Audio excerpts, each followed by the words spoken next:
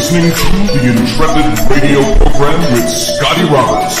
Intelligent Talk.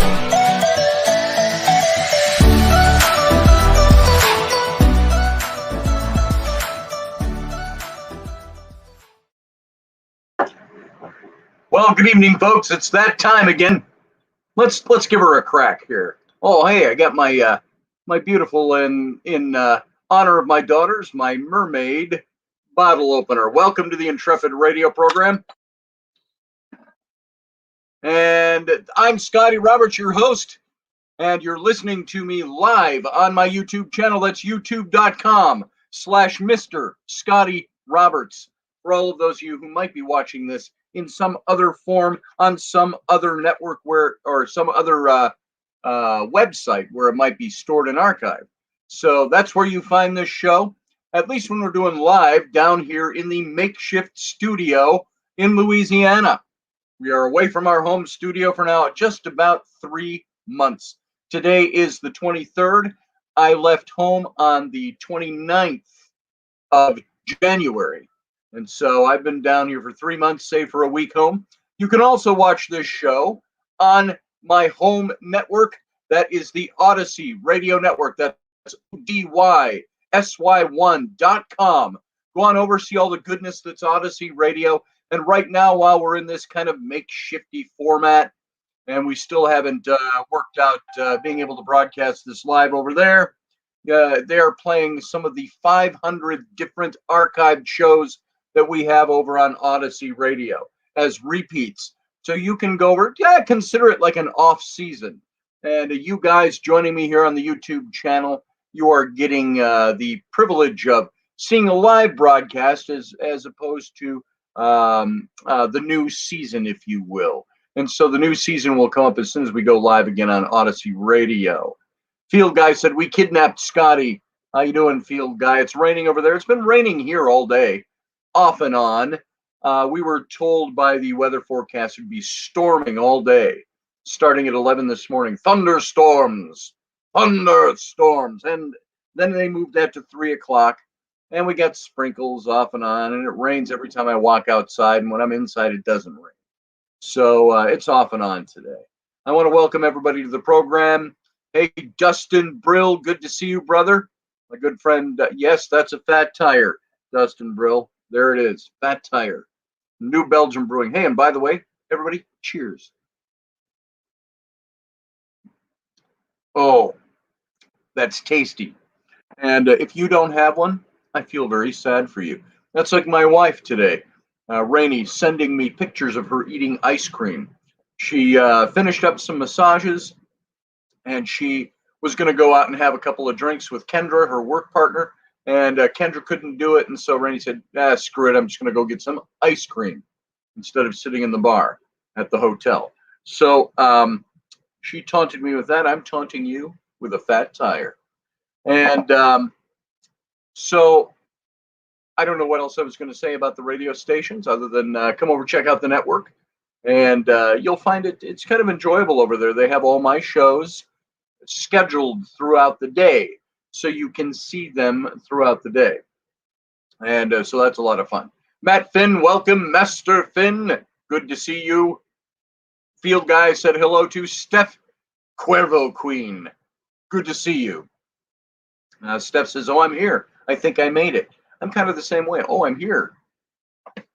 Think I made it. All right. And Doug Stack, good to see you. Yeah, it's supposed to clear out the rain by 7 tomorrow morning.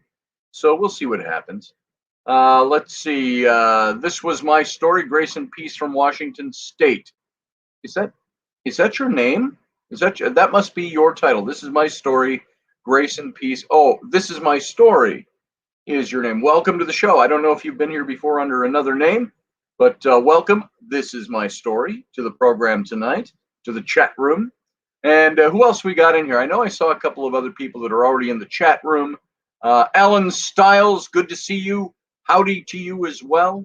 And let's see. I think I hit everybody that's already in here tonight. It's a Friday night, so the chat room may be less populated tonight.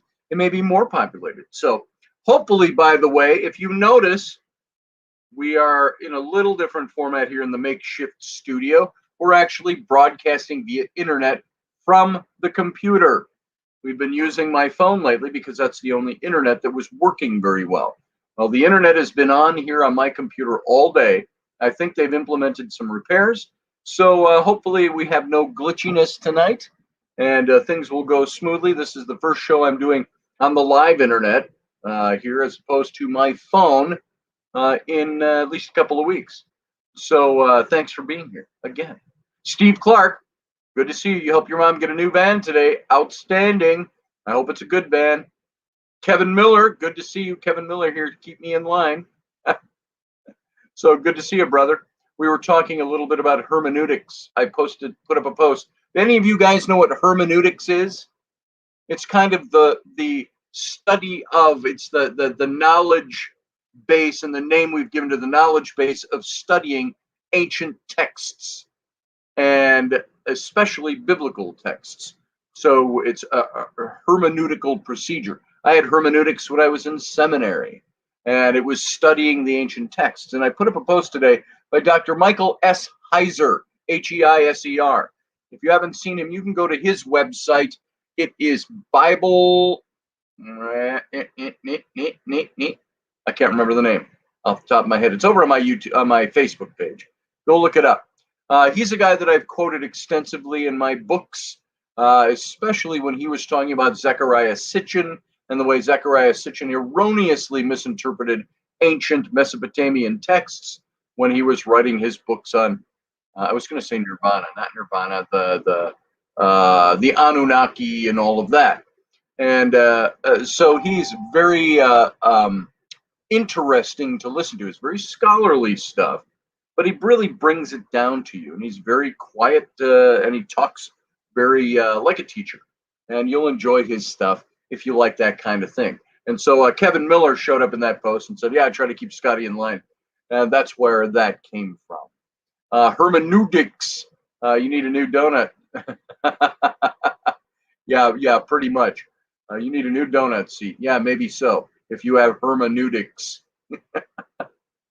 So hermeneutics, that's something, what he was stating, by the way, Heiser, in the post that I reposted. There was a video I watched of his this morning, about 10 minutes long. And he was talking about how we erroneously think that the New Testament writers are making up stuff when it comes to quoting Old Testament scripture. What we forget is that the way we approach hermeneutics nowadays is differently than the ancients approached what we would call hermeneutics in their context. They understood. Remember, I said, whenever you look at an ancient text, you have to consider three things. You have to consider, one, the context in which it was written. Number two, how the author who wrote it would have understood his audience who was reading it. Number three, how the audience reading it would have understood in the context of their day what it was they were reading. And all of those things, none of those are alive today. We have to extrapolate information. So we have to go back and look at that. So Field Guy says, super fraggled. Yeah, there you go. Thanks, Field Guy. That was there. Hey, Siani Reese, good to have you there. And this is my story. I did say hi to you. It's good to see you again. Hey, Barbie D, good to see you in the show tonight. And now, I announced the topic tonight as being, we were going to continue our topic on conspiracy theories. And fret not, we will continue that. But we're not going to continue that tonight because I want to get into something else that came up. This is the beauty of having a topic-driven show. Now, what I like to do is not strain myself by having to come up with a new topic every day. I could just, if I did that, I'd just be reading the news and commenting on the news. Maybe some of you like that. Maybe some of you don't, because it gets very political when we do that. So current events is one thing. I take that and I kind of put it over here, and sometimes I'll talk about that. Other times, there are days, frankly, where I sit and I go, what am I going to talk about tonight? Because I haven't planned anything out for tonight. And so I like to do the little mini series that we do. We've had mini series that last 2 days or 3 days. We've had series that last 2 weeks. We had like the Bury My Heart at Wounded Knee, all about the expansion of the United States into the American West and the subjugation of the American Indian. We spent 7 weeks on that topic. We spent a good month on the topic of the Gnostics and the battle with the literalist Orthodox Church. And so I like to get series where we can look in and really dig into something night after night. But tonight, I'm going to drift off of the conspiratorial stuff, which we'll pick up again on Monday. Yes, it is Friday. We'll pick that up on Monday. And instead, I wanted to hit a topic because sometimes things happen to you during your day, or you encounter things and you say, wow, that's something I really want to talk about. Remember when we talked last week about life in the cave, speaking about David before he became the king of Israel and the time he spent in the cave? That was prompted by not just having been in the caves with my young son, Flynn, for his Boy Scout outing, but thinking about it made me think about being that whole life in the cave, something I had taught a very long time ago. And so we covered that. And so sometimes, let's see, Naked Bible Podcast, Naked Bible Podcast. There it is. Thank you. This is my story. Naked Bible Podcast. That's .com. That's his website. And I remember it had the word podcast in it. So good. Thank you. This is my story. He's got good stuff on there.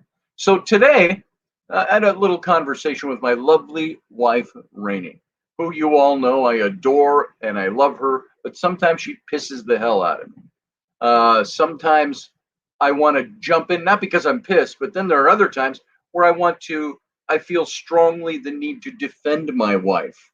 And it made me start thinking about why we defend our loved ones, and especially zero in for a minute on why do guys feel they need to defend their girls or men their women or whatever it is. And not, nowadays that's kind of frowned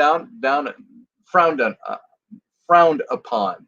It's like take the lowest common denominator of that, and you open a door for a woman. Why does a guy do that?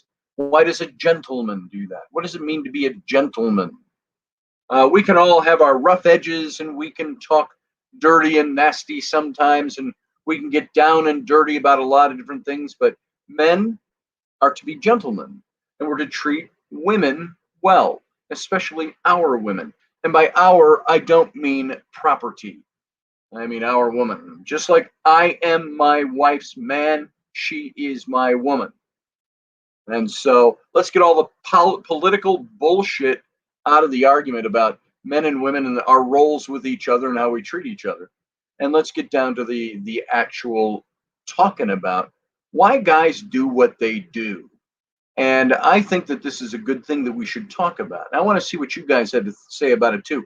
Oh, and by the way, let's do this. If I wanted to bring you into the program tonight, I'm going to copy this to the clipboard and paste it over here in the chat. See how easy this is to do, and I don't have to push the phone buttons. I smack some buttons, say hi, ladies. Ladies seem to like that. I don't know what ladies you're talking to. Maybe your low mileage pit woofies. That's a quote from Star Trek, by the way, The Next Generation. Hey, Data, why don't you say you and I go out tonight and round up a couple of low mileage pit woofies and build them a memory? If you know that episode, you know what I'm talking about. I think that's Field Guy's approach. This is my story says, yes, where have all the manly men gone? The male is to protect the female, just saying. Yeah, but you're going to find a lot of politics today that will argue against that point. My daughters who have their own business, my twin daughters, 29-year-old twin daughters, and doing very well at it. The millionaires in the family, if you will. They are very successful, and they've done that themselves, and they've built that from nothing, and then not in their 9th year. But they will very vehemently tell you, I don't need a man to do this. But my one daughter is married to an amazing man, Zach. He's the one who's a partner in owning their own tattoo shop in Charlotte, North Carolina. Very high-end stuff. And he has helped them a lot with their marketing. Now, that's not the same thing as a man defending a woman. That's not what I'm talking about. But my daughters, amongst many other people out there politically, would be the first that say, well, a woman doesn't need a man to help her or need a man to protect her. Maybe not, you know? I've seen these memes all the time. So you don't want a damsel in distress. You want a princess who can fight for her own. And they always show some woman in a scantily clad armor with a big sword. And, and I agree with that. It's great. My wife, Rainey, does not need me to defend her, at least superficially. On the surface, my wife is tough and strong, and she knows what she's doing. My wife can lift the bales and heft them, and my wife can take care of business. But at the same time, there are times where my wife needs me to step in as a man. I know sometimes there is that, all I need you to do is, bring home the bacon and I can do the rest. It's like, no, I am not. I refuse to be the kind of man that says, you need me in every way, and you don't need me in every way except to help bring home the bacon and put a paycheck on the table. No, men are, and by the way, that link I posted, it didn't post yet. I didn't hit the enter. There you go. That link is if you want to call into the show, you can come in and express your opinion about this topic and we'll talk about it. So if you want to call in, I'll bring you into the program. And we'll talk about this thing. But I want to get it started. Let's roll it out here. I want to talk about, the reason I want to talk about this is because I had a little thing with my wife today. And it wasn't an argument. It wasn't a fight. But it's like, sometimes I'm a guy. If I express my opinion, my wife has a problem with that. And I get kind of shut out real quick. I'm like, hey, don't shut me out. Don't be dismissive of me. I've got something I want to say here. My wife had somebody, she's doing, as you know, she quit at the one massage place where she only made $20-25 per massage. And it was kind of a waste of her time. We've been saying this, all of us have been telling her that for months. She just quit that place. But she's got the other place, the Water Street Inn, where we had the paranormal activity take place, where they pay her what she's worth. She makes about $75, I think, per massage. 3 times as much money. And they started a new thing about, well, now they would just pay them the cash at the end of every massage, at the end of the day. When she was done, they'd pay her cash at the desk. Well, now she's got to start filling out 1099s. And so she's there. She's never met one of the chief honchos before. And she's standing there at the counter, and she could tell the story better. I wish she was here. Dave Potter! Welcome, Mr. Potter, to the broadcast. It's my dear friend, Dave Potter, guys. Say hi to Dave. I've known Dave for 25 plus years. He's one of my closest, dearest friends. Sam knows him as Uncle Dave. My little kids know him as Uncle Dave. He loves my wife. He loves me. We all love Dave. And so he's been a permanent fixture in my adult life. So it's glad to have him here. You want to know about me, you ask Dave.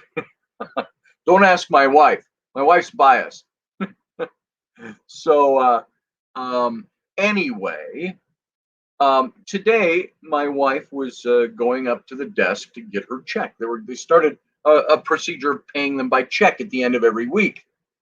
And this guy that is one of the more honcho owners of the hotel or managers of the hotel got really huffy with her. I didn't write your check today. I don't have a check ready for you because I didn't get your 1099 form. And Rainey's like, she's thinking, I didn't know you needed that to write my check all of a sudden. And you didn't tell us ahead of time we wouldn't receive our checks on Friday if we didn't have this form in. And she said, well, okay. She said, I think she took a little umbrage at the fact that he was really speaking down to her. And of course, this is what made me think of changing the topic to what I'm going to talk about tonight, because my instant reaction to that is I wanted to jump through this screen when she was talking to me, and I wanted to go find this dude and give him a piece of my mind. Of course, I would have done no good for her independent contractor by doing that. But as a guy, my first reaction was, I need to defend my wife.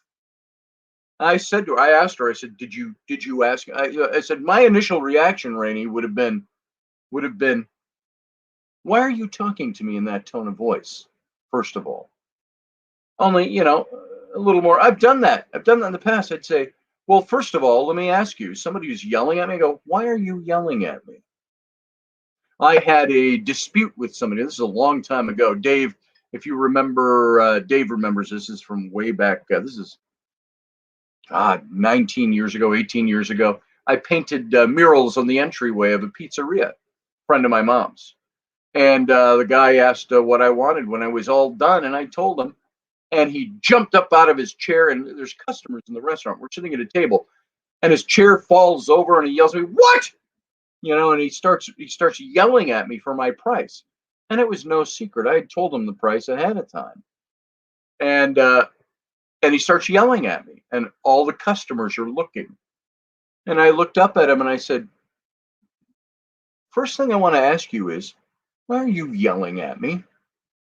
And number two, why are you yelling at me in front of your customers? I said, that's pretty poor form.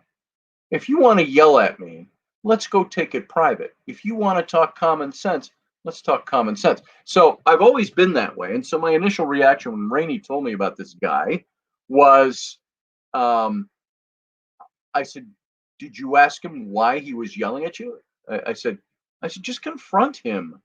And of course, as a guy, we want to step in and bring the solution right away. And what's immediately hitting my mind after this conversation Rainey and I had was, guys, we seem to be wired to want to defend our women or to defend women in general. Most of your stories of men, of the knights who save the damsel in distress, they aren't married. It's not their women. They just feel the need to do that. Guys have this need to do that. It's like guys have the need to be protectors. Guys have the need to be defenders. Why is that there? Maybe understanding a bit about the way the male mind works would be something. Dave, you should talk to Rainey about that. Ask her about that. We're talking about, I wish she was here. Maybe we'll talk about it a bit on Sunday. But my wife started to take a little, she got a little testy with me.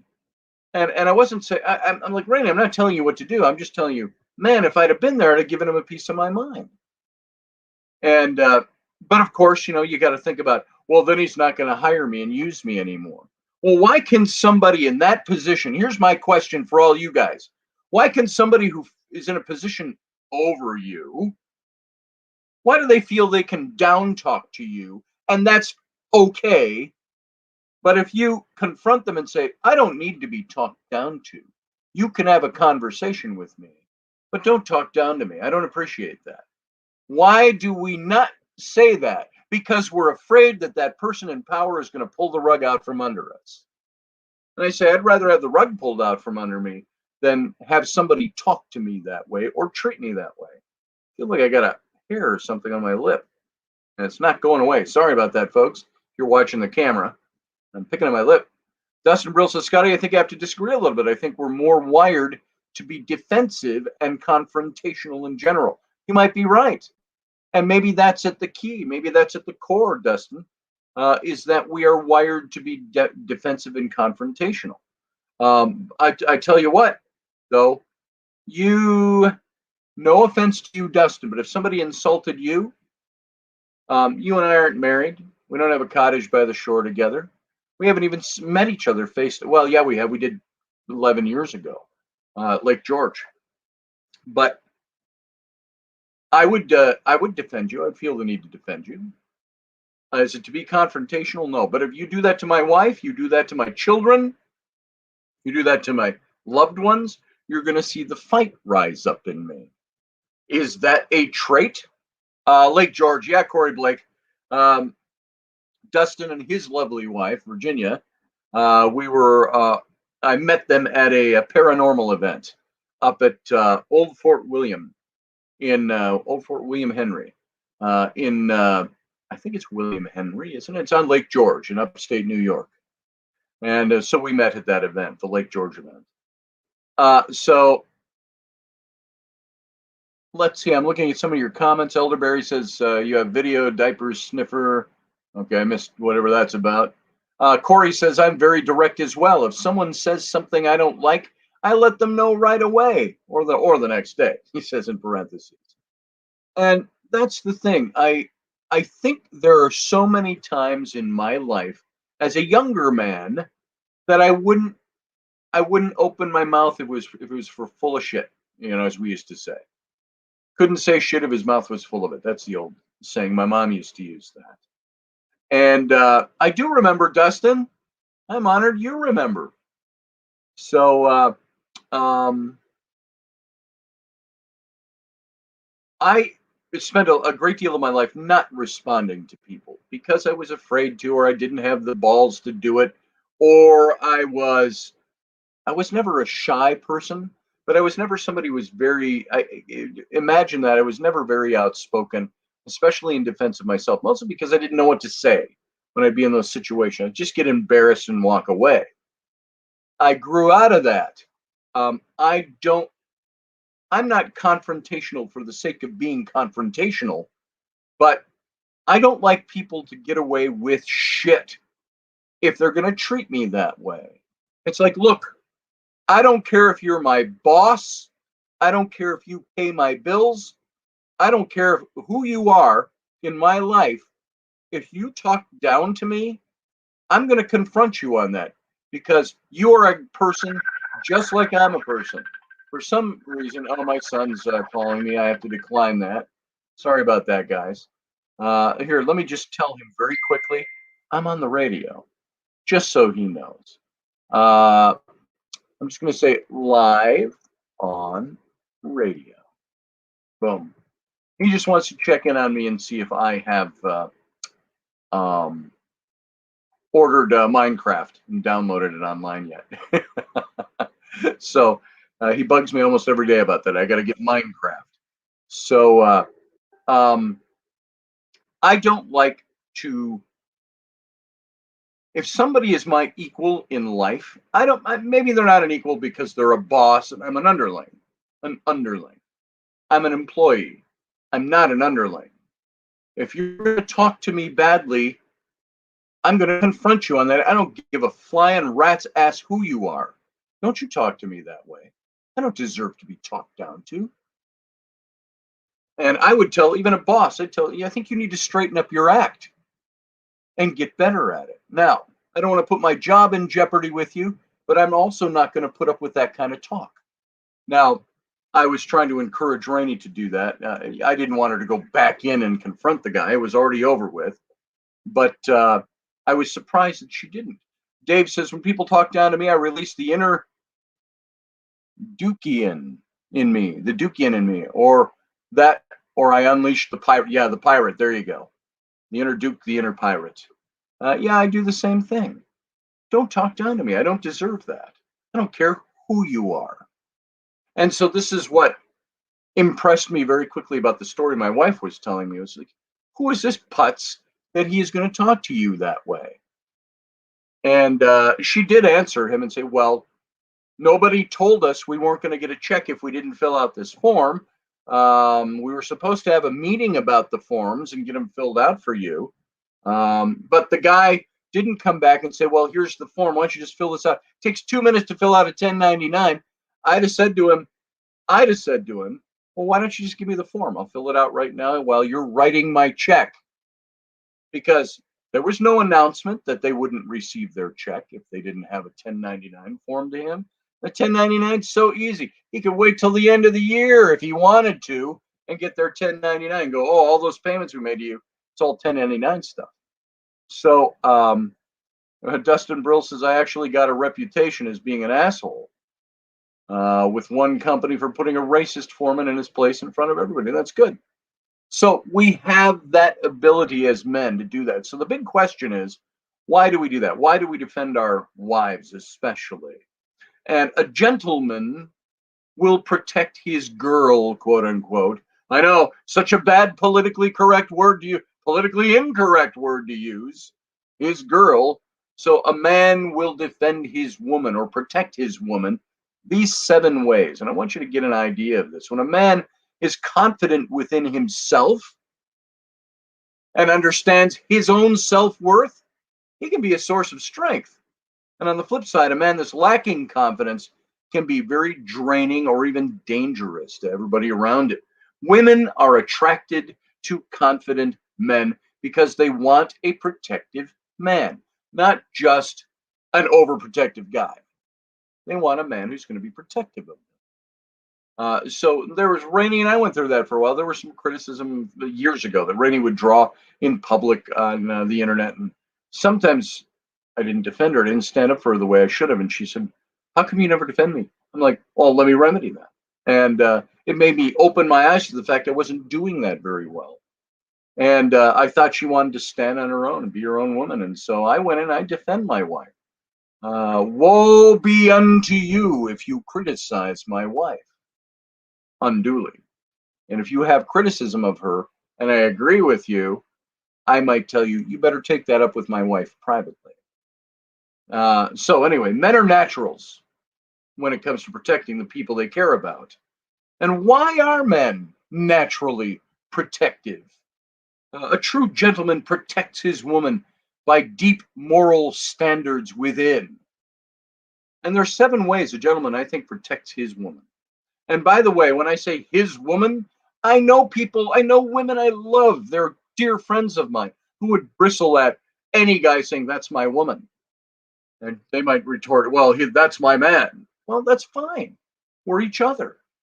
So I have no problem saying, "This is my woman." My wife has no problem saying, "That's my man." So, number 1, a gentleman protects his woman from harm. And throughout his pursuit of her, she feels safe because a true gentleman keeps the creeps away during that whole courting season. He'll avoid a fight when possible, but he's not afraid to engage if it means protecting his woman. He walks her to her car and or walks her to the door at the end of the night, maybe wanting, but not always expecting that he would be invited in. This is what a guy does. This is one of the things a gentleman does. Now, I'm talking about not so much the psychology of it here. We're going to get into that in a minute. I'm talking about the superficial. Why do guys do what they do? What makes a gentleman? A gentleman is somebody who defends the woman he's with. Why do you think they had the men would walk on the street side of a woman when you're walking down a sidewalk? Guys, do you do that? Is that a lost art? The art of being a gentleman? Whenever I'm out walking with my wife or even my children, and we go down a city sidewalk, I will always shift my position to the outside, placing myself between the curb and my wife. Why? Not because my wife can't do that, because I'm a gentleman, and that's what a gentleman does. Gentleman opens a door for a woman. I don't care if there's a woman that castigates me for doing it. I'd say, well, this is the way I was raised. I identify as a gentleman. Please respect that. So there it is. And cheers to gentlemen. Dustin Brill says, yes, I do. And I thought I was the only one. Why is it old fashioned? Dave Potter, I know you've got a lot of thoughts on this stuff. Why would it be old fashioned to be protective of a woman, to be protective of your woman? I know Dave very well. Dave is as chivalrous as they come. Is chivalry dead? Should chivalry be dead? No, I don't think it should be. All right, number 2, a gentleman protects his woman from the elements. Now, he walks closest to the street, protects her from, this sounds so silly, protects her from puddles that might splash. He holds an umbrella for her when it's raining. He offers his coat when it's cold. He'll sacrifice his personal comforts to ensure that she feels comfortable. And I think the guy that doesn't do this is a guy that's tuned out of what it should be to be a gentleman. You offer your woman your coat. If you see that she's cold, drape your coat over her shoulders. Now, in today's day and age, you know why it's a lost chivalrous art? It's because our political correctness group, that's out there, a movement, pale that's been cast over our society, has dictated that you can't treat a woman with chivalry. That, oh, they're equal, they can take care of themselves. Well, you know what? Screw that. I'm still going to be chivalrous to my woman, and maybe any woman that I see. And by the way, I'll help guys too. I won't usually throw my coat over a guy's shoulders. I won't hold my umbrella over a guy unless I go, hey, get over here and squeeze under this umbrella. You're going to get wet. With a woman, I don't do, hey, get over here so you don't get wet. I'm like, here, bring my umbrella over. All right. Number 3, and probably more importantly than holding an umbrella or walking on the street side of your woman, is a gentleman protects her heart. He makes a commitment and he keeps it. No games are needed. He calls when he says he's going to call. He asks her on a real date and he's clear on his intentions. If a gentleman is interested in a girl, he won't ask her to, hey, let's hang out. And, you know, by the way, maybe this is old stuff to you, and old-fashioned stuff. Maybe my own wife, who's 20 years younger than I am, might go, oh, you're just such an old guy. Gosh. He protects her heart by guarding his own. He guards his heart. I've been there, folks. It's not worth it. I've created problems for my wife in the past. Glad to say, a long time ago. We've been together for 16 years, as most of you know, because I say it an awful lot. And it was a good 11, 12 years ago that I stepped out and almost ruined my relationship with my wife because I didn't guard my heart. He protects, a gentleman protects his woman's heart by guarding his own heart. She'll never catch him staring at another woman. Well, Rainey does with me every now and then, but I don't stare. I don't ogle. I'll notice. It's like the old Seinfeld thing. The Seinfeld show, he says, they're talking about women's breasts. And he says, you just get a sense and you move on. And, you know, that's kind of it. We'll notice. It's not that we don't notice, but she doesn't catch him staring, ogling other women.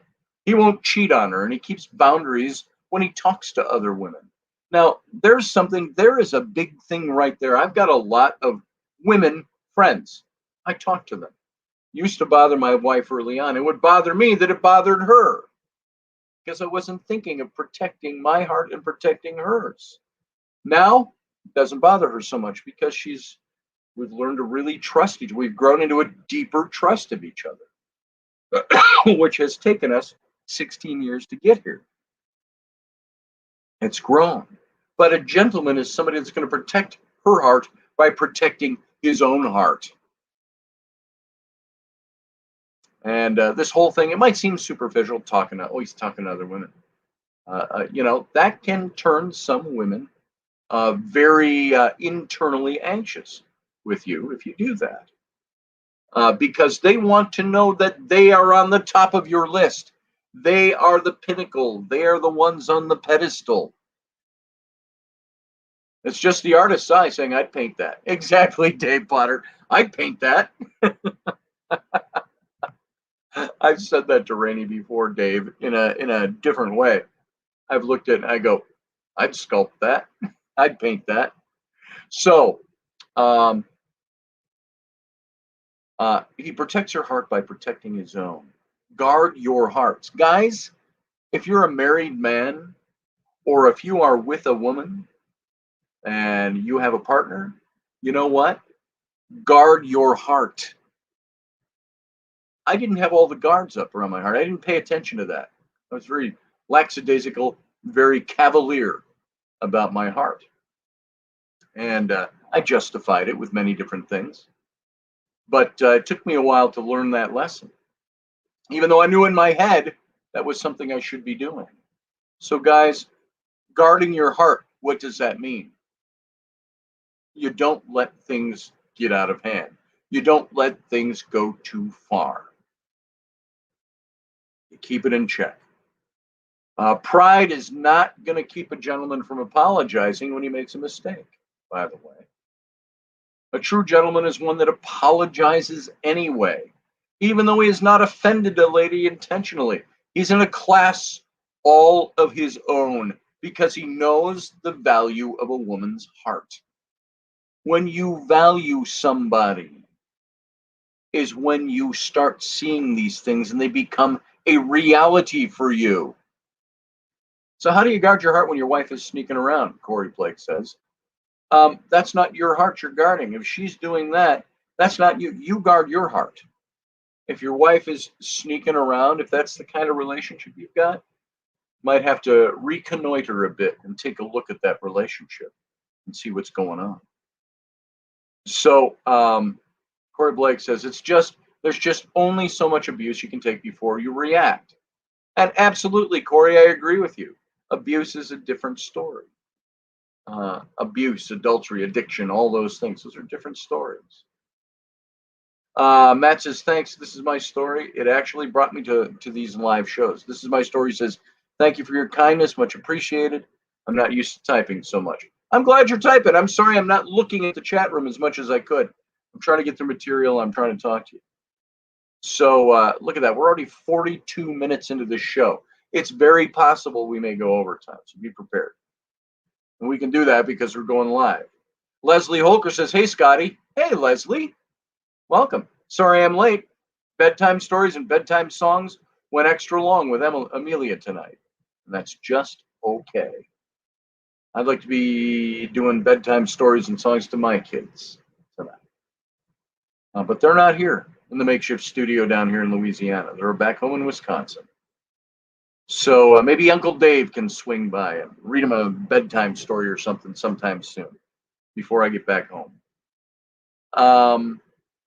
Let's see. A gentleman protects his woman's reputation.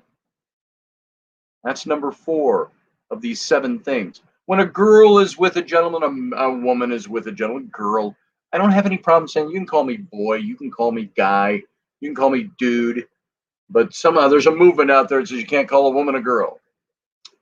Sorry. It's just the way it is. So when a woman is with a gentleman, we're talking about being what makes a guy a gentleman, she'll never have to make the walk of shame. He'll never brag about his exploits with her. Although I brag about my wife all the time, but she's always there with me, generally there with me. We do it for fun.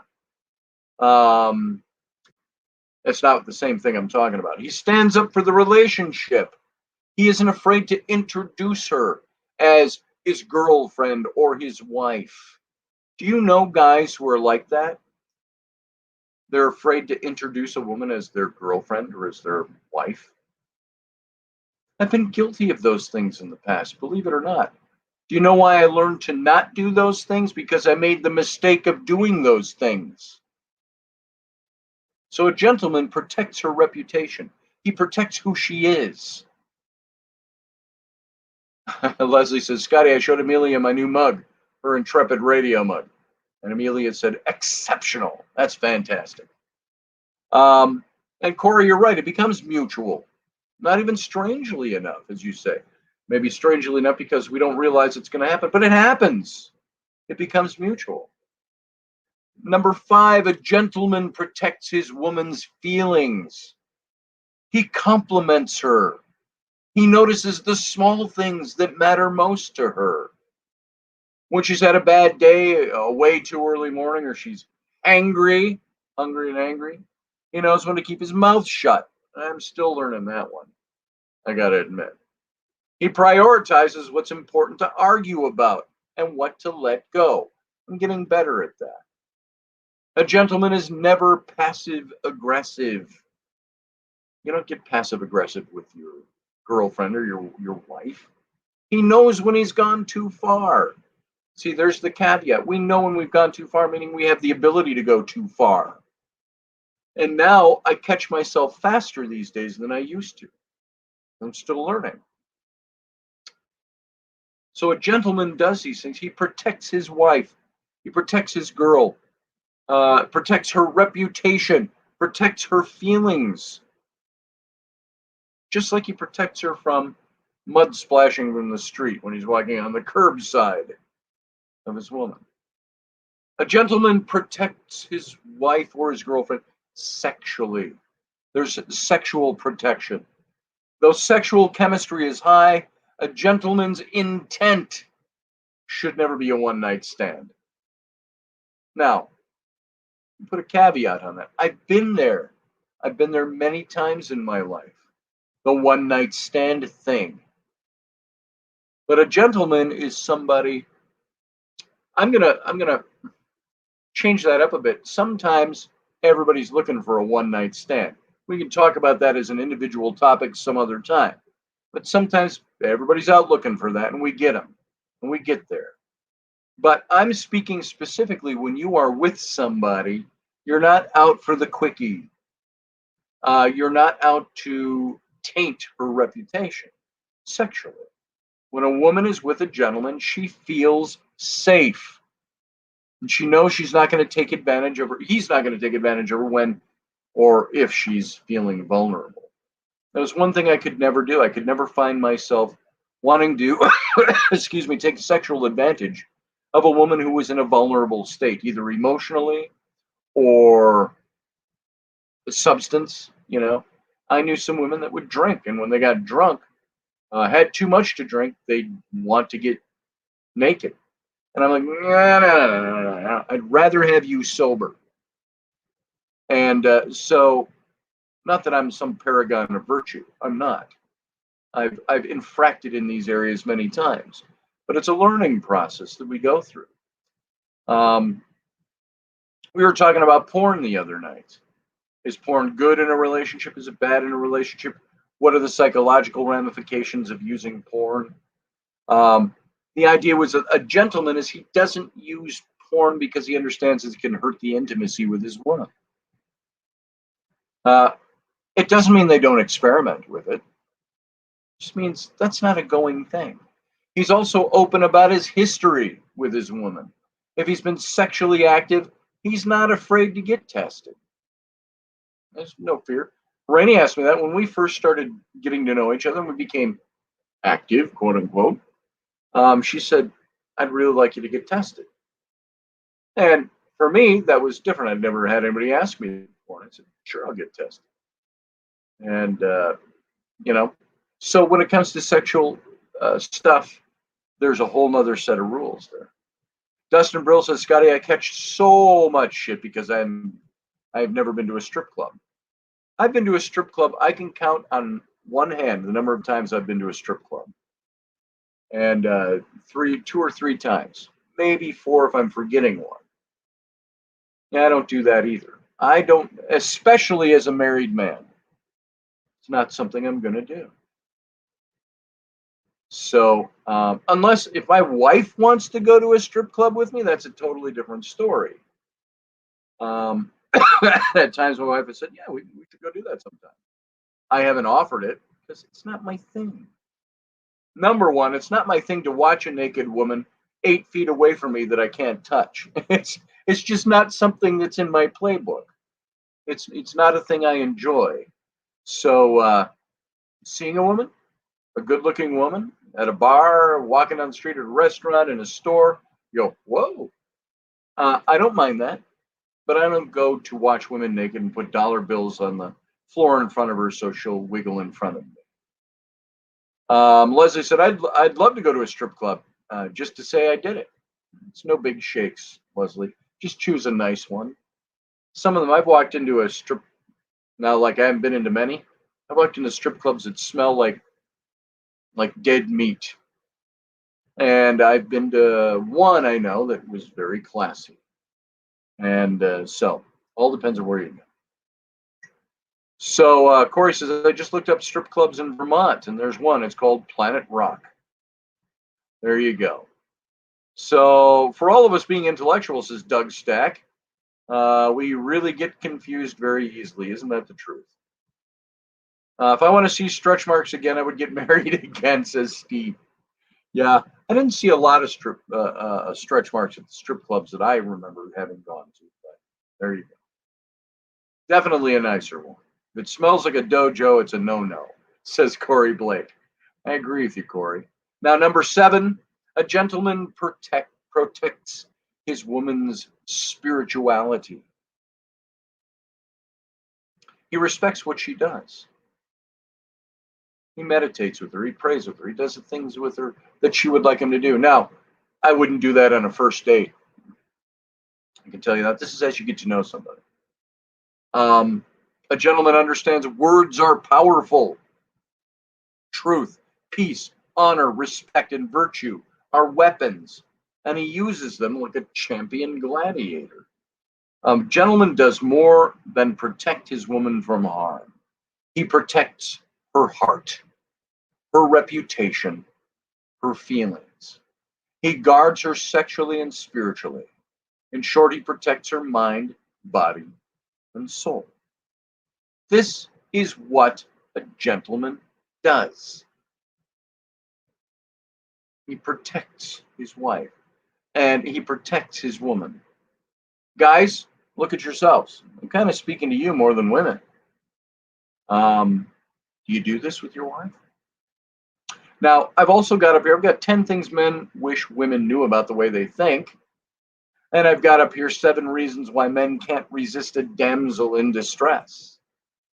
So we've got 8 minutes left of this show tonight. We're not going to get through all this material and justify it very well, but we'll start and we'll see where we get. Doug Stack says, I dated a girl who was a bartender at a strip club for a while, and it was fun.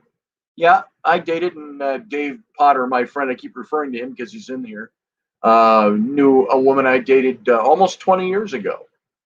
And we broke up about a year, maybe 6 months before I started seeing Rain. And she was, when I met her, she was a waitress at a strip club and actually did stripping. So there you go. Joshua Free, good to see you. I didn't see it earlier. I just saw Cancun Sun Goat. French for TP, each their own. There you go. Whatever you mean there. Yeah, there's a for each their own. And these rules don't apply across the board. There's always variables on these things. But these are the things that a gentleman does. I think a gentleman honors the woman he is with, and he treats her honorably. And if they want to get jiggy, it's up to them. They honor each other. Oh, regarding strip clubs, Kevin. Thank you, Joshua. I appreciate that clarity. McFreedom is being sneaky. Is she in here? McFree, good to see you if you're there. I don't see you. This is my story. Oh, Joshua Free is McFree. Good to see you. Glad you're here. Let's see. 10 things that men wish women knew about the way they think. Things like how much they actually appreciate that flower arrangement. Blah, blah, blah. Guys can be guys. Remember I've said in here before that we've talked about masculinity and femininity in the context of spirituality or politicizing and so on. I am kind of this believer that true masculinity doesn't have a feminine aspect. True masculinity has a masculine aspect that includes tenderness, love, care, nurturing, amongst the muy macho things that are considered to be manly things, masculine things. I think that's part of watering down the sexes, frankly. Men act like men. Women act like women. When a man exposes a certain part of him, the woman goes, oh, he's just showing his feminine side. That's not true. He's showing his true masculinity. True masculinity isn't just macho shit. It's all the other stuff. Oh, yeah, McFree is incognito. Now we all know. So there you go. Poor captain, you're saying. What did I do? What happened? So Yeah, a lot of people had a blast in their younger years. This is my story. I did. So women are often reprimanded for being complicated creatures. All of you, all of you women folk out there, you're complicated. Green-eyed, spitting females. They're complicated creatures. And the truth is that men can be just as guilty of sending mixed signals to the opposite sex as a woman can. And there's a lot of reasons for why we revert back to society's traditional line of thought around masculinity and what's deemed cool or not. But let's be honest, that's no excuse. If you've ever wondered what we are as men really think and want, here's a sneak peek. Number one, you know what? Guys, us, we crave compliments as much as women do. That's number one. Some guys may try to play it off like they don't need praise. They just throw on that t-shirt without thinking. But anyone who tries to tell you that they don't want a compliment tossed their way is full of crap. Yes, we thought about what you'll think of how those jeans showed off our assets. We like to wear the, does my ass look good in these? Guys don't usually say that, but we think it. And we want you to notice how the edge of our sleeve perfectly grips our biceps. We like that. We've worked hard to make our muscles pop like that. Sometimes they get old and they're not as big and bulging and tight as they used to be. But so these compliments, whether they're actually voiced or delivered through I was going to say lingerie, lingering, it's almost spelled the same way, stare, remind men of what attracted to us in the first place. It appeals to our Darwinian sense of selectivity, meaning it's crystal clear why you keep choosing us over the other monkeys that are out there. I'm sure it makes us think there's a possibility of procreation, or at least practicing the art of it. Rainey and I aren't going to procreate anymore, but we sure like to practice. So, and that's the thing too. It's that thing of selectivity. We like to know why men like to know why you chose us over other men. We don't want to keep hearing, I could have had that richer guy. Or I should have found somebody younger or older. Sam's laughing over there. You think that builds up your man? No, it doesn't. Guys like to be complimented. Just as much as we compliment our wives, guys like to be complimented too. We like to be recognized for who we are. It's by nature. This is who we are. Hey, Rameldian, welcome to the show. David said something there that Steve was agreeing with. What do you say? I cook and sew better than most women, but I'm also deadly with a sword and cuss better than most sailors. This is all true about Dave. Dave is a master swordsman. Dave is the one who took me through when I was writing Tam O'Hare. All the sword play scenes in that, Dave took me through. And we walked through. Dave taught me how to sword fight initially. Many years ago, 20 years ago. Dave taught me how to sword fight. He was the first one to do that. Dave can sword fight. Dave could kill you with a word. Dave is witty. And Dave is a man's man. But you know what? He knows how to cook. He's a master gourmet chef. He's going to be opening his own restaurant. He sews. Dave sews costumes. He's made costumes for me in the past. Is that a manly thing? Yeah, it is. It's a manly trait. So let's move on here. 2, men don't have to be, the compliments just don't have to be about our looks, by the way. You can compliment us on our looks, ladies. Some of us deserve that, don't we, men? Some of us also don't like to be told how fat we're getting, or how gray we're getting, or wrinkly we're getting. Or like, wow, that didn't used to hang that low. Wink, wink, nudge, nudge. We know what we're talking about. When did those get so long? So the compliments that we crave, they don't have to be just about our looks. Just to be clear, The praise you give doesn't need to be revolve around our bodies and our hair or lack of it. In fact, it's important that women commend the things that masculinity tends to belittle. Like Dave just said, like if we're good cooks or we have an insightful takeaway about foreign films. There's a manly trait you haven't heard recently, is it? Well, what makes you so manly? Well, I have a very insightful takeaway about foreign films. We like to be complimented for that shit sometimes. It makes me think when I was writing a couple of my books. I remember, I don't know which one I was writing, but I remember it was like 2:30 in the morning, and I'm reading through.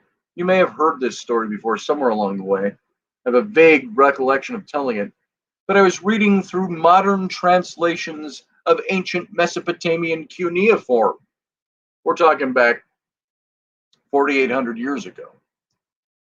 And it was so amazing, this stuff I was reading.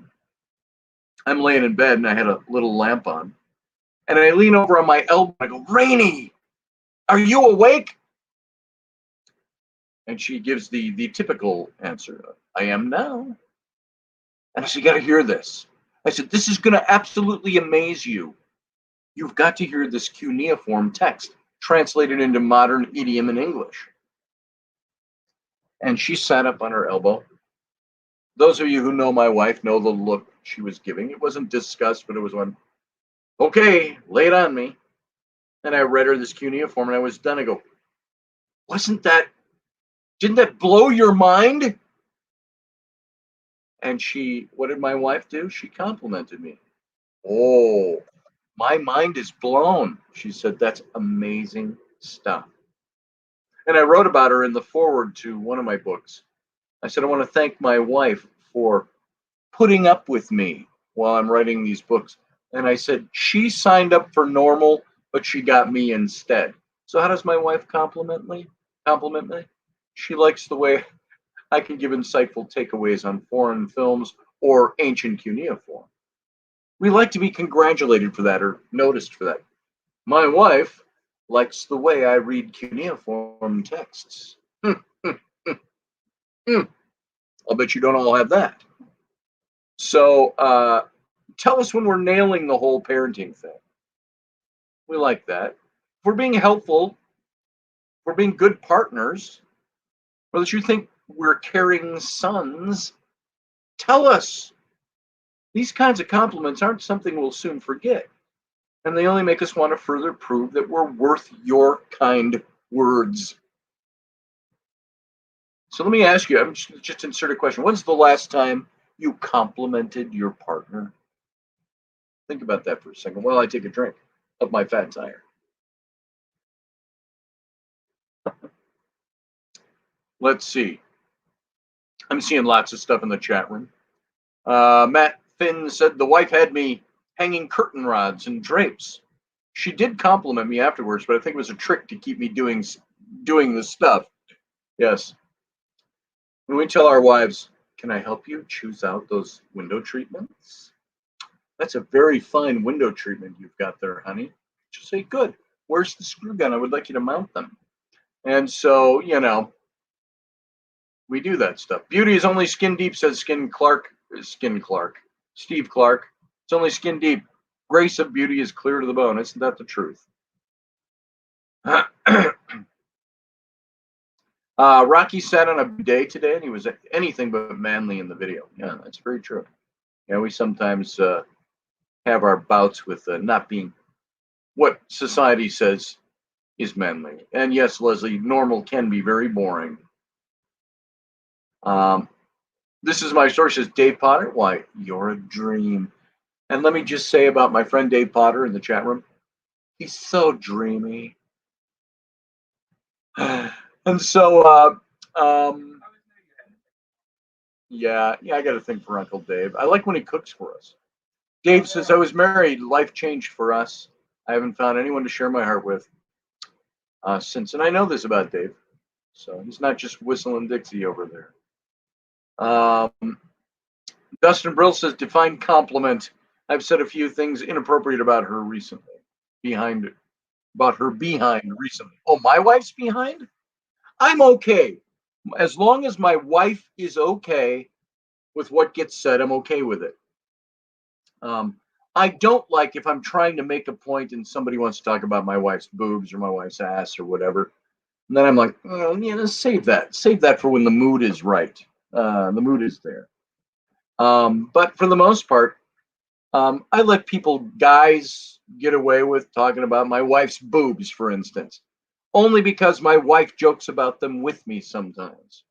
I love my wife's body. I compliment her body.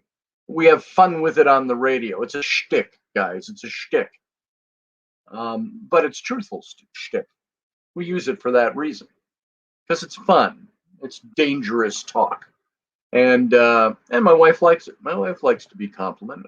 I do everything in my world I can to build up my wife. Now, does that mean? Does any of this mean I will never have a disagreement with my wife? Does it mean we will never knock heads on something? No, it doesn't mean that. As a gentleman, these are the things I do. And as guys, these are what we kind of wish we had. We want women to know that we like to be complimented. Yeah, it's tricky, all right. Um, Dave Potter says, Rainey has an ass like an onion. Makes me want to cry. Ain't that the truth, Uncle Dave? So, number 3, men want women to know that our honesty is well intentioned. Now, we know that at times tact can be the 4-letter word we never learned. My wife has no filter. If those of you who know her know this about her very well. My wife can let go a streak that you're like, oh, I can't believe you're so tactless. You wanton hussy. You fat cow. You know, we don't mean to say that. We don't mean that, but, you know, tact can be a 4-letter word that we haven't learned. But many times, men, being brutally honest, that's our way of showing you that we care. Think about it throughout the day. It's common to lie or obfuscate with people you have no interest in.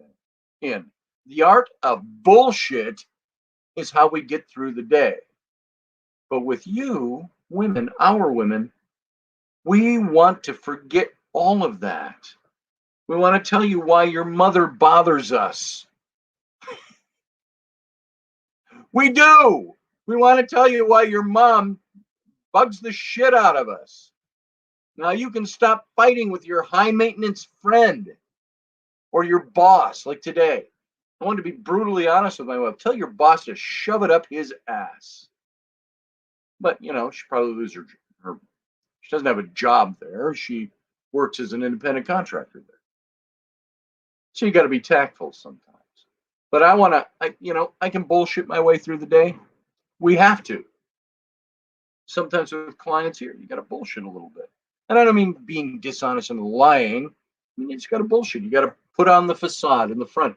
With our spouses, our women in our lives, we don't want to do that. And when we do that, it means that we've got a problem in the way we communicate. But we want to be blunt with you. We want to tell you these things. Not only do we think it'll solve a problem, but we also want you to know that we think highly of you, our women. And mom taught us that you don't lie to the ones that matter. Does my ass look fat in this? Why? Yes, it does, honey. I wouldn't wear that if I were you. That's being brutally honest, but is that mean-spirited? Or is that one of, how do you tell? Now, the same way you would tell a guy, women, how should a guy tell a woman, honey, you're not as svelte as you were when we met 20 years ago, and you can't wear that bikini quite the same way you could when you were 22. Is there a tactful way to say that? Probably. But as guys, we like to be brutally honest. We like to let you know what we're thinking. And it's like, honey, maybe you should wear the one-piece suit. That doesn't, Well, why? Why do you want me to wear the one-piece suit? So you all know how that goes. That never ends well. So sometimes you just got to let them do what they want to do, and you don't express your opinion. Corey says anger is a connection joust, just as much as it is a disconnection. That's very true, Corey. Very erudite. Your appraisal there. Dave Potter says it's an Olsen trait. Those Olsen women will tell you like it is. He's speaking about my wife, Rainey. Rainey is an Olsen. When I met her, she was Rainey Olsen. She's got a younger sister who is also an Olsen. Duh. But Dave is right. It's an Olsen trait. Those Olsen women will tell you like it is. And sometimes you got to tell those Olsen women like it is, but you better duck. All right, let's move on from that. Number 4, what do we want women to know about us, men? That we really, really want to solve your problems. That's why we're here. It's what we do. It's what we're made to do. I'm made for this. I am made for solving your problems. One of the biggest differences between men and women is how we handle the difficult situations. Many times, women want to talk about what's going on just for the sake of talking. I'm just going to tell you all this stuff, and I just want you to sit back and listen. I don't want you to say anything. I'll even get you a beer. You can drink your beer. I don't need your input. I don't need your solutions. I just need you to shut up and listen. That's what our women are like. They want to talk about what's going on just for the sake of talking sometimes. And to know that someone is really listening to them and is here to comfort them when the times get rough. And there's nothing wrong with that. But for men, we're chomping at the bit. It's our instinct to come up with as many potential solutions to the problem as possible. We're pulling out notepads. Okay, look, here you go. I've got this all enumerated. I got 18 things you can do to solve this problem. Any one of these will solve them for you, so you don't have to have this grief going on in your life. And thank you for playing. That's not what a woman wants to hear. But for men, it's our instinct. Blame the wiring in our brains, ladies. But what it boils down to is that we don't want to see our loved ones suffer. That's what's at the core of it. I don't want to see when I heard my wife telling the story about that douchebag today, I wanted to, Dave will understand this lingo. I said it to my wife. I said, I want to cross blades with this guy. That's a euphemism. It meant I wanted to take him out. And so you talk that way to my wife again, douchebag, and I'll cut you. I mean, that's the way we are. It boils down to that. We don't want to see our loved ones suffer. So if you want to just have us listen and not do anything about the problem or offer our opinions on how to fix it, then tell us that up front. We're guys. We can handle it. Honey, I'm going to talk to you, and I just want you to sit there and listen. You got it. And even then, we struggle. We're like, Lips do not unpurse. That way we'll know to keep our traps shut and our arms open, which is what you want us to do sometimes. Oh, Leslie, it was a short story. She called me and she finished her massages, and they normally go down and get their money. They get paid. Well, she got yelled at by one of the head guys at the hotel. Now, she doesn't work for the hotel. Right? He's an independent contractor. And this guy says, I didn't write you your check today because you didn't get me your 1099 form like you were supposed to. And she said he was talking very belittling and very, what's the word she used? He was nasty. My initial response before I even heard the rest of the story, when she told me that, I said, did you jump in his shit and tell him to shut the fuck up? That was my response. Pardon my language, for those of you with sensitive ears. And she said, no. She said, I told him, well, I thought we were supposed to have a meeting with the other guy here who was going to get us the form so we could write them up for you. And you didn't tell us. Nobody said we weren't going to get paid today. What's due us for our work this week if we didn't have our 1099s in. That's what started the controversy. Then the guy just huffed off. And I said, my first response, and I know this is repetitive for some of you who are listening, my first response to that, you know what it was? My first response was, I'd have looked at him and I'd say, why are you talking to me in that tone of voice? I don't deserve that. That will usually put somebody very much, maybe not on ease, but it'll make them realize they're being an asshole. And of course, my thing with Rainey was, did you do this? And she's like, no, I didn't do that. I want to be very careful, because I don't want them saying, well, you don't have to come back here tomorrow if you don't need to. So she was probably hanging on a thread, Leslie, suspect. That's what I tell all people. Says, this is my story, says, that's what I tell all people. I don't need fixing. I just want to vent. So don't try to do anything for me. Well, if you were my wife, this is my story. If you were my wife, if you were my woman, this is my woman. If you were my woman, I would defend you. I would want to, not, I'd be pent up just listening. That doesn't mean I can't just listen. But anyway. So number 5 here, we want you women to appreciate our reliability. Now, if you're with ladies, if you're with a guy that's unreliable, that's a totally different thing.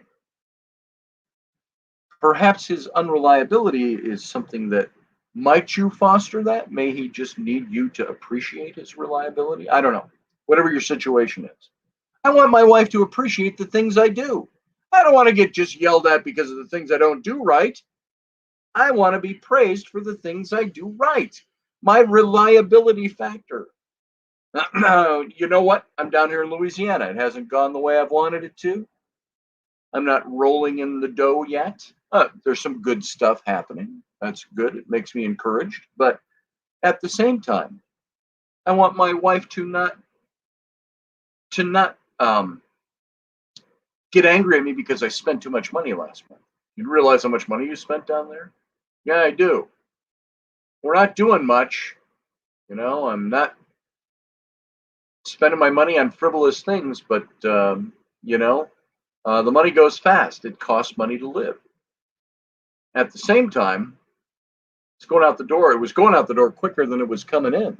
I got a lot of criticism for that. But from my wife, and it's wifely criticism, so it's not mean-hearted. It's not mean-spirited. Just the way my wife is. My wife's an organized thinker. She's got things. She knows what she's doing. And sometimes I just want her to appreciate me for my reliability. Do you know why I'm down here? I would say I'm down here for you, for our kids. I'm down here to make something better for us. Yeah, it's a little expensive up front just to live. It's costing more money than we're making. But hopefully we come out at the end of this and it's going to be better. That's my scenario I'm presenting you. So similar to the way men are really intrinsically so damn honest. A good man and what I mean by that is, yeah, your butt looks fat in that, don't wear it. A good man demonstrates his commitment to you by showing up, by being there. I've said that to my wife in the past when we had some of our difficulties, and again, I hail back to Dave just as a check meter in the chat room. He knows us so well. He knows the difficulties we've gone through. But as we've gone through those, I've said to my wife in the past, I've said, I'm still here. That should tell you something. I'm here. I'm contributing. I'm doing my part. So a man shows his commitment by showing up, by being there, by doing. So yes, it's more than a little irritating when you go on and on about the jerk who's mastered the art of ghosting or orbiting or whatever new dating term people are throwing out there these days. It's a vicious cycle. The more men feel those guys get the benefit of your time and attention, the more incentive we have to become those guys. That's a lose-lose for everyone involved. So instead, smile when we aren't late to date night. or send us a text thanking us once we prove to you that you can call anytime. Positive reinforcement. Now that's for the dating guy. Same thing, wives, for your husbands. Let them know you appreciate their reliability. Let them know you love them. Let them know you care about what they're doing and that you recognize it. That's what men want. Remember, this is a list. We're on number 5. This is a list of the things men wish women knew about them. We like to be told we're reliable. We like to be recognized for what we do.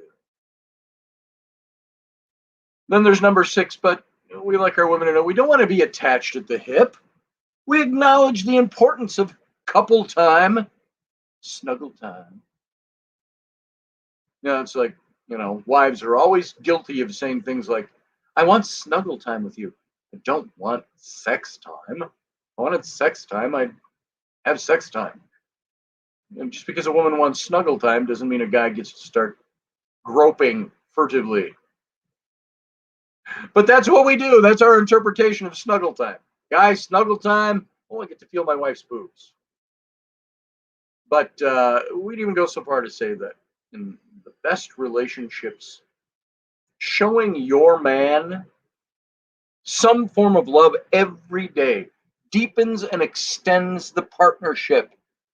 Men want to feel loved too. They don't want to be attached at your hip, but they want to know you love them. But that doesn't mean we shouldn't spend time apart, doing our things, doing our independent things. Rainy's got her stuff, I got my stuff. So long as those things don't overpower our together. Going on a hiking weekend, fishing weekend, hunting weekend. Dave Potter it was reenacting historical events weekend with the boys. Doesn't diminish the bond we share, nor does it take a few hours to work out solo or to visit a store we know you have zero interest in. If I want to go to the Star Trek shop, there isn't one that I know of locally, but there's things I like to do my wife doesn't like to do. Same with her. There's things she does I don't like to do. So just like women, guys need alone time, or guys' night, girls' night for the guys with their friends. Guys need the companionship of other men or time to themselves. Women can sometimes be very guilty of saying, well, I take care of these kids all day and now you get to go out bowling. Wasn't that an old line from the Honeymooners? And you remember the Honeymooners? Old people like me do. And no, Alice, we're not going bowling. When they really were. So this kind of separation is going to refresh our minds, to give us stories to share with each other. Bring us back to you with more spirit.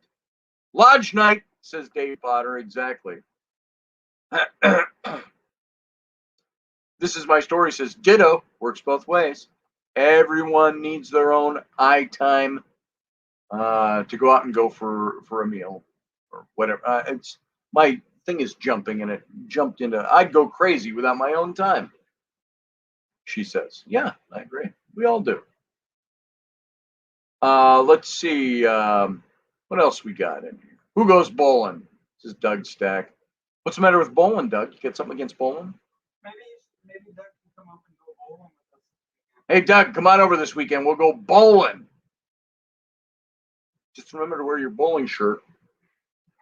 The button-up thing with the little patterns all over it. I want to get the 1950s, bowling shirts. So yes, Barbie D, I'll answer that for him. He is. He's a very ranking Mason, as far as I know. He knows his stuff. I go crazy without my time, and I assume my husband does as well. Yeah, Leslie, we do. And sometimes my wife will look at this and go, well, you don't have kids to take care of down there, and you're not running the household, so what do you do with your time? I crave the time. I'm like, hey, why don't you come down here and do this, and I'll stay home with the kids. Be more than happy to do that. I miss my time with my family. So anyway, 7th thing on this list of 7, We love feminine touches. You know that? While no fair-minded guy out there wants women to return to the life of the 1950s sitcom, neither do we want the elimination of the feminine as a virtue. So don't be ashamed to hold on to those things that make you different from us if they make you feel good, women. If they don't, then ditch them. We might not always say it, but it's beautiful. Much appreciated. How much you care about seeing flowers on the table, or smelling nice, or cooking a delicious meal. I love it sometimes when my wife will get up and she's done her makeup, and she's a minimalist, Rainey is. She doesn't do a lot of makeup. She can put all the foundation, like paint her face, and it takes 45 minutes to put on makeup. She'll do her eyelashes and her eyeliner and sometimes a little lipstick. That's about it. She's a minimalist. But so there are days she walks out and the hair's really nice. And what's our normal reaction, guys? Where are you going? You're going nowhere. And we're like, oh, you look fantastic. I didn't mean that to sound bad. So we like that. We like the feminine touches around the house and the feminine touching. We do like that. We do enjoy that, guys. Women. Just want you to know. And actually, there's 3 more of these. This is a list of 10, not 7. So number 8, you can be a boss in the bedroom. Guys want women to know that women, you can be a boss in the bedroom. It's okay. Unleash yourself. Express your fantasies. Use your hands. Suggest toys. Show us who's boss. Give good directions. No matter how you slice it, we love when you take control behind closed doors. We're okay with that. Not only do your explanations heighten our intuition, but we get off knowing that you're getting off doing it. And that's a win-win for everyone involved, isn't it? What does a guy do? A guy is defensive of his women. We talked about that. Of his woman, it's singular, not plural. Defensive of his woman. He protects her. In that same context, guys want to see their women enjoy the sexual part in many ways. And so, you know what? No toys on me, says Lewis. Yeah, Lewis saves that for himself. I'm kidding, Lewis. I got to say that. So, no, I don't want toys used on me either, frankly. If that's what you're getting at. Leslie says, my mom was a farmer's wife, and I used to watch her put on her lipstick, and I'd ask her where she was going. She said nowhere, but if you comb your hair and put on your lipstick, you'll feel better. Rainey does that some days too, most days. Yeah, what's with this auto spelling thing, Dave says? I don't know what you type. Rowan is wanting me to take her to the Chinese place. So that's the future, and I may see Abby and Brenda tomorrow. Oh, that's right. Dave is up there. He's going to go visit my family because my daughters, Abby and Bryn, my mermaid daughters, they're coming up for a visit back home, 1,250 miles north of here. I won't be there, so I won't see them. And so they're going to come up and visit the kids and Rainey. And Rowan's already working Uncle Dave to take her out for Chinese. I already know how that sounded, Dave. Rowan will say to me every now and then, hey, Dad, will you take me on a daddy-daughter date? I want to go out for Chinese. And it's like, yeah, you can do that. So that's her favorite thing to do when we go out to eat, not do other things. So, burn on Mr. Roberts. What did I miss? So, who's burning on me? Lewis Boyce. By the way, welcome to the show. Yeah, a woman can only enjoy herself when she feels safe, says This Is My Story. Exactly. And Liz says, oh, no, and you're not there. Yeah, I'm not there to see my older daughters coming for a visit. They're coming to visit everybody. That's cool. So, number 9, women, the way men want you to know how we feel. Seeing is believing. Want to know why men like sports? It's pure, measurable success. At the end of the game, no one can dispute the number of the touchdowns or home runs or points on the scoreboard. unless it's an afterthought. Oh, you never should have made that. Oh, they called, that was a bad call, or whatever. An athlete looks toward a goal, and he's rewarded with concrete proof of his effort. So, what is the irrefutable proof of a successful emotional life? The data is less tangible. Men fear vagueness because for some reason it often feels like failure isn't far behind vagueness. And in case you hadn't noticed, we hate to fail. Men don't like failing. I don't believe in the no-win scenario, said a very famous hero of mine. To temper that, we'd love it if you became our ally in our emotional pursuits. Tell us when we're being supportive. That's okay. It's okay for us to cry at the Maxwell coffee commercial, or that you really appreciate us opening up about your sensitive subject. It's basically like giving us a pat on the back, but it's the encouragement we need to keep stepping in a more emotional, well-rounded direction. You know, whenever there's a movie on, my wife knows this. She's got the kids tuned into this as well. There's a movie going on and there's a scene that's very emotional. It might be getting to me. I might be watering up. And I always see Rainey sitting over there. She's next to me sometimes. She looks at me. You crying? Or over there on the other side of the kids. Oh, are you crying? And all the kids are like, oh, is Dad crying? They learned that from Mom. You know, no, I'm not crying. I'm good. I'm good. But, you know, we're okay with that. You can see that. We need that emotional support too sometimes from you. So before we get to the last one, I'm going to take another swig.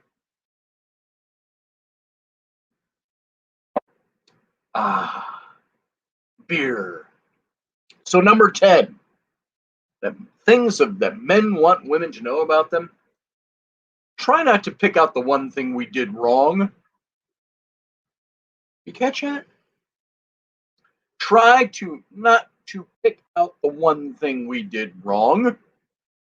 How important is picking up our socks if the yard is mowed every week? Does it matter what an item was forgotten at the store when we checked off the rest of the list? Oh, you forgot to pick up my pads. I really need those pads today. Oh, I forgot. I got everything else on the list though. Here, I got a towel. That doesn't fly, does it? No. But you know what I mean. If the kid went to his friend's house with a stained shirt on or some public event, yet still finished his science project, is there a point to mentioning it? You let him go out like that? Well, yeah, but he got his thing done. Sometimes we forget things, and maybe it even happens more than you like, but we're human. And more than likely, we really are doing our best. So before you berate us, and yeah, women can berate guys, think about whether it's worth the argument and try to give credit where credit is due. So those are the 10 things. There's many more, I'm sure, but that kind of breaks it down. The 10 things that men wish women knew about the way they think. Give us credit where credit is due. So Doug Stack says, I know what I did wrong Thursday in April of 2013 at 4:52.36 a.m. Yeah, Doug knows. We all know. And you know what, women, if I can add something to that, because men don't really do this for the most part, general character, don't keep reminding us of what we've done wrong. If we did something horribly wrong, you don't have to keep reminding us. We know. We know. Don't use it as a weapon. So that's what I got so far. And I got even more. But if I go any further, you know what? We're gonna be going till what? Midnight. Well, it's almost midnight for some of you. I've got 7 ways that a gentleman protects his woman. 7 reasons that men can't resist a damsel in distress. Now it's 10:35, so oh boy. If you guys want me to go on with this, 7 more things, we'll do it and then we'll be done. Otherwise, we'll be done now. Let me know in the chat room if you'd like me to go on. We can go on for a little bit here, maybe 15, 20 more minutes. And we'll go through the 7 things, the reasons that men can't resist a damsel in distress. Take a hit and continue, Scotty. Says, there you go. And here you go. Taking a hit of my beer. Fat Tire Amber Ale from New Belgium. It's good stuff. If you guys got time, we'll keep going. Just a little bit. Then we'll call it quits. That's why we're here as a family. We all care about each other. That's what Steve Clark says. Absolutely, brother. Dustin Brill, yeah, you've gotten me in enough trouble, Scotty. I think it's about time to head to bed. No, stick around. If you're in trouble now, might as well live it up. Finish it out. If you're already in trouble, be in trouble for the whole thing, Dustin. Matt Finn says lightweight. So glad I was able to catch some of the show tonight. Loved all. Have a great weekend, says Leslie. Thank you. Dave Potter says, keep going. Scotty's new profession is a nurse. I'll never be a nurse, Doug. It's not my thing. All right. Oh, nursing my beer? Yeah. I'm talking on radio. I can't just be guzzling them. All right. 7 reasons that men can't resist a damsel in distress. Now, men can't resist them. We can't. We want damsels in distress. How many times do you know of a man leaving a woman who is in need of rescue? Doesn't happen unless he's a jerk. I don't personally know of many. And most men, at least those who have any feelings at all, won't leave a damsel in distress.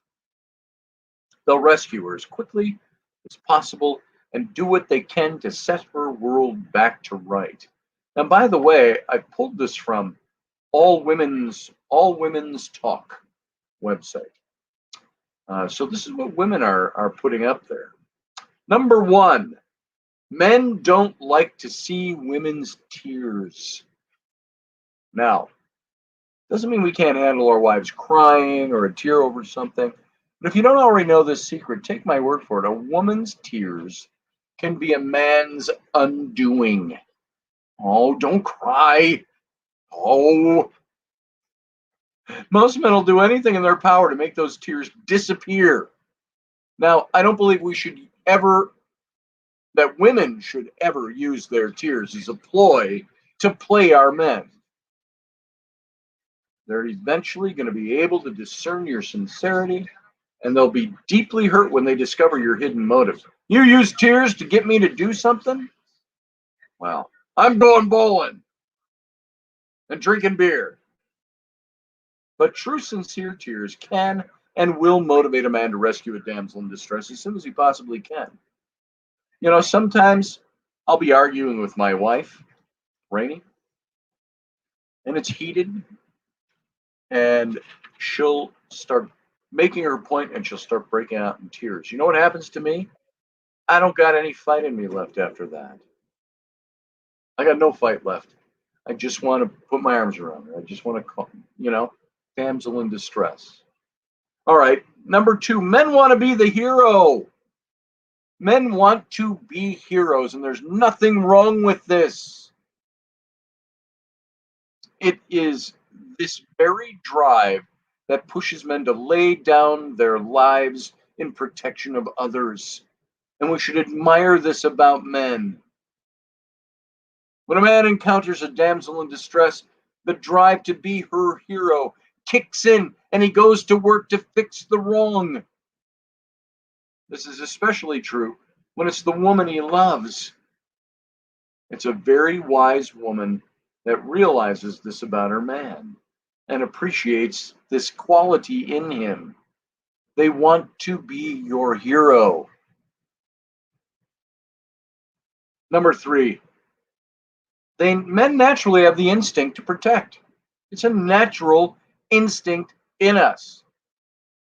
By the way, this is my story. It says, don't even tell a woman to stop crying. Bad boys, bad boys. What you gonna do with our tears? Exactly. You see, most of the time, when I've seen a woman cry, I'm like, oh, what did I say? What can I fix about what made me make you cry? So men naturally have the instinct to protect. It's in our DNA. And if you truly look at nature, you're going to see it there too. Men are naturally bigger and stronger than women are. I don't care what the politically correct crowd says, and that there's no difference. There's a huge difference between the sexes. Even all of nature shows you this. Men are usually bigger and stronger than women are. Usually. Nature has designed men to be the dominant one in a relationship. Although ladies tend to forget that from time to time. And this instinct to rescue a damsel in distress is the same instinct that drives him to go downstairs when you hear a noise in the middle of the night. If I hear something downstairs, I'm going to grab the baseball bat and hand it to my wife and say, go check that out. But sometimes my wife is like that. My wife is like, she's up and she's out the door of the bedroom. I go, what are you doing? I wake up and go, what's going on? I heard something downstairs. I said, well, don't go. Let me go.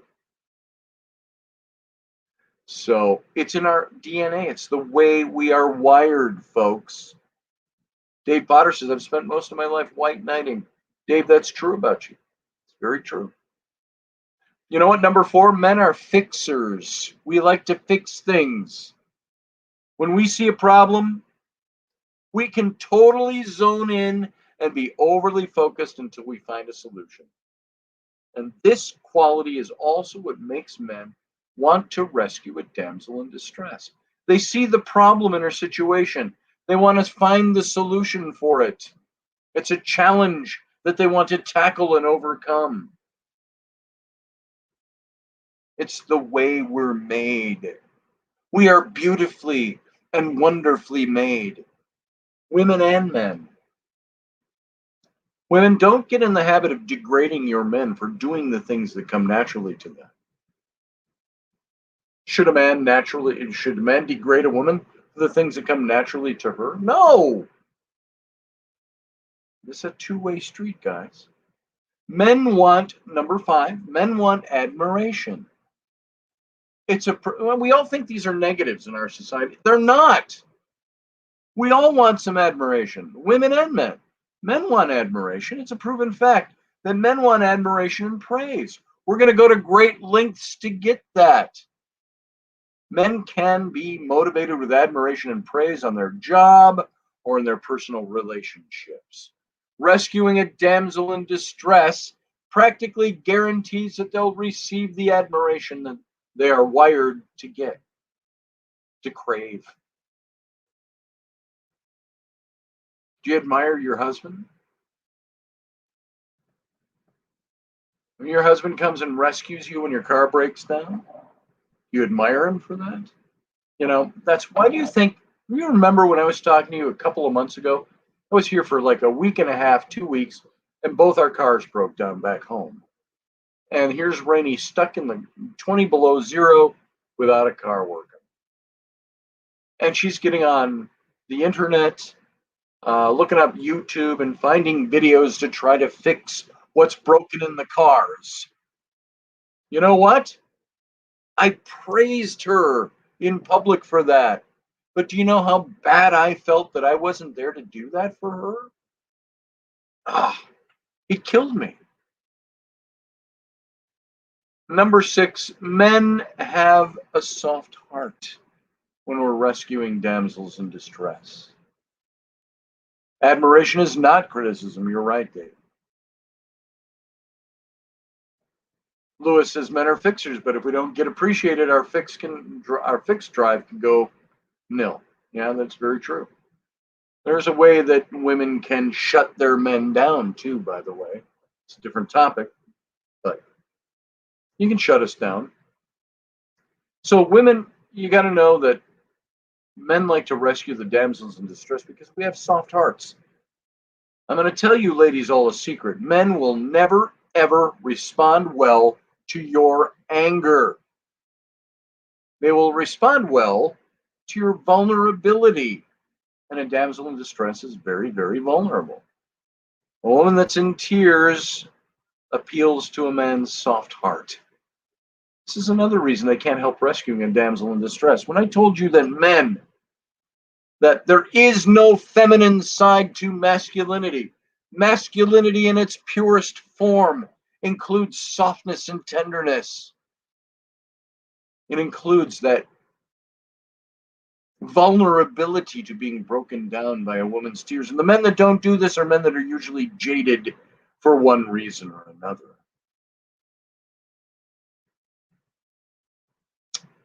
Number 7, men love that we need them.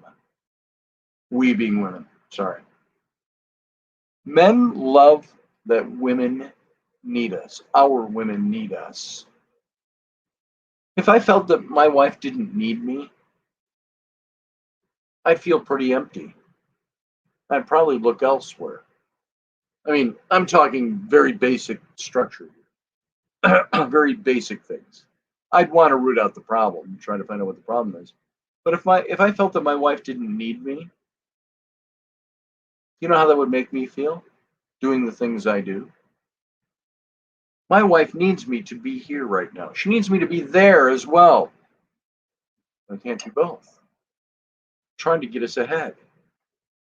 So while men will gladly help any damsel in distress because of the sheer fact that they're men, we're men, and we do that, they want to help their very own damsel in distress even more. Men love knowing that the women in their life need them to come along and rescue them when they find themselves in a difficult situation. Men need to know that you need us. Let's be honest, ladies. You gotta love it when your man rescues you. Admit it, you do. You gotta love your knight in shining armor. I would love for all of you to weigh in on this topic. See what you think. You know what? I wasn't paying attention. I don't know if people wanted to call on this because I didn't have the window open to that. Sorry about that, folks, if you tried to call in. If anybody has anything you want to add to this, now's your time. You know what? Here's the link right there again. If you want to call into the show, you are welcome to call in. I'm all done presenting the topics. So if you want to come in and call in, now's your time. We got roughly 12 more minutes before we reach the 2-hour mark. So if you want to call in, go ahead and call in. And we'll put you on. Otherwise, I'll just wrap it the way I normally wrap things. Matt Finn says, the knight that swoops in to save the day for the princess. That's very true. Men love doing it, and women love having their men do it, whether they admit it or not. Admit it. Women, break down and admit that to your man. You're okay with that.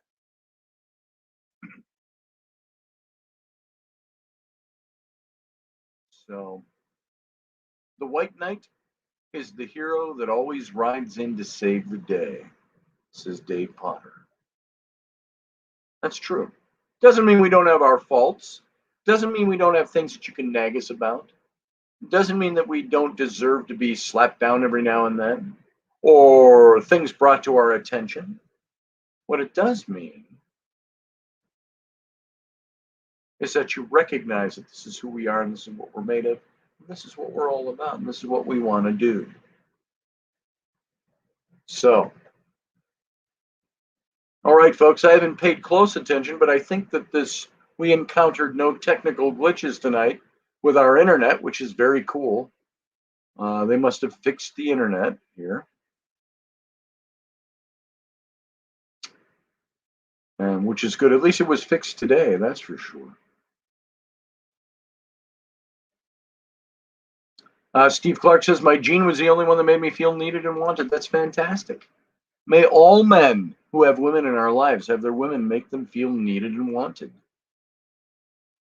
Fantastic, Master Finn. That's good to hear. All right, guys. I think we're going to wrap it. I got nobody in the call still. We had like 3, 4 of them stacked up the other night, and I couldn't even get to y'all because we were all talking. We're men in tights, says Doug Stack. That's right, brother. Yours are getting ever looser, Doug Stack, I might say. Doug Stack, who is now down 90 plus pounds. Outstanding, brother. Proud of you. All right, guys, let's call this quits for tonight.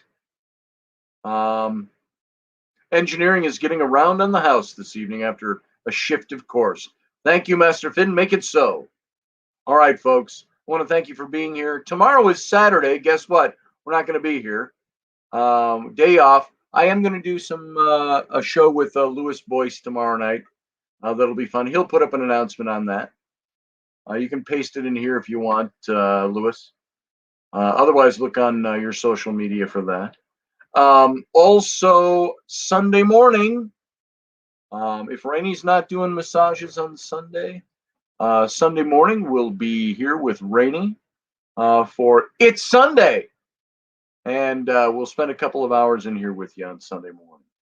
And then we'll be back on Monday and we'll talk about conspiracy theories again. We'll get back into that topic. So, yep, join us for Sunday. It's Sunday. And folks, also, go at the end of the show, I'm going to tell you, go to my Etsy page. Master Finn, if you post that link, that would be absolutely amazing of you. Go to my Etsy page. That's etsy.com/shop/son-of-a-patriot. You can see all of our new goods there. Well, there's not many new ones. The newest one is the Shakespeare shirt. If you want to take a look at that Shakespeare Bard to the Bone, go take a look at that shirt if you're an appreciator of Shakespeare like I am. That's one of the things my wife should appreciate about me, is that I can talk a fine line about Shakespearean sonnets and Shakespearean plays. Another thing Dave Potter is very good at. Another thing that we are both have an affinity for. All right, everybody. There it is. Barbie D, good night. Steve Clark, good night. This is my story, good night. 9 a.m. Sunday, Central Standard Time, folks. And in the meantime, you know what? Live long and prosper. And I'll see you next time. Good night.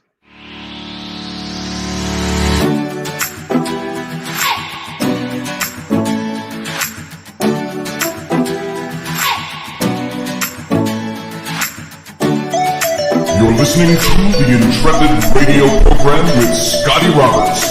Intelligent talk.